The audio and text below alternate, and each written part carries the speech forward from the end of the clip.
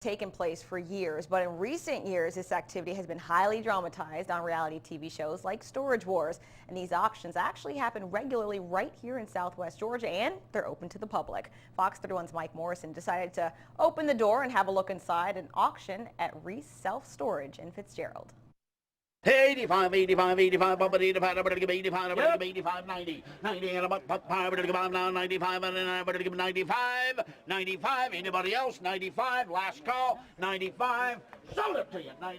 It's a common practice for self-storage facilities to auction the contents of units when the renters have become sufficiently delinquent on storage fees. Like the TV show, when people don't pay the people that own the storage place, they sell the units. Yeah. So we were here today selling them. It's an auction like and unlike any other. The merchandise goes to the highest bidder, but most times the bidder doesn't know what they may be buying. The rules are fairly simple. The storage facility complies with the laws concerning these auctions, which includes notifying the default renter, advertising the auction sufficiently, and executing a proper auction.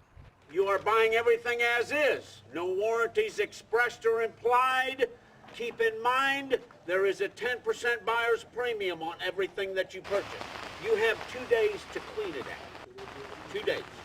Brian's going to open the unit up. Walk by it as quickly as possible. Look at this. Walk by as soon as everybody's had a chance. We will auction it off and go to the next. Once the door is open, all bidders get a chance to look inside the unit. They are not allowed to touch or go in the unit. Then the bidding starts and the unit is sold to the highest bidder, who often may not know what they have bought.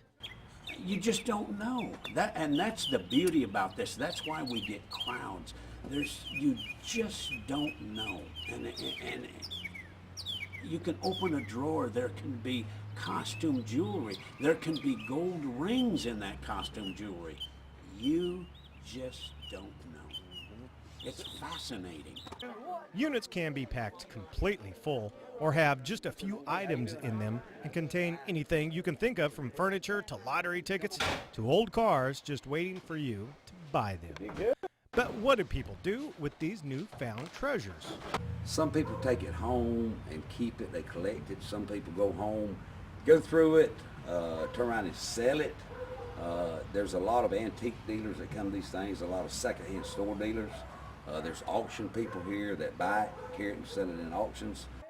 While it may be more common to find higher value stuff in more affluent areas and larger cities, be aware that extremely valuable finds are much more rare than portrayed on reality TV.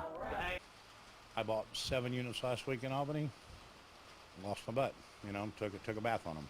But you can make a little money, but just don't get overexcited when you go buy these. Jim Smith hits up these auctions often to stock his store Seconds Plus in Tifton, and had some helpful advice.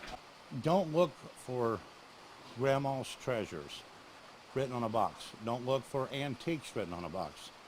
There is a lot of storage facilities out there are straight shooters.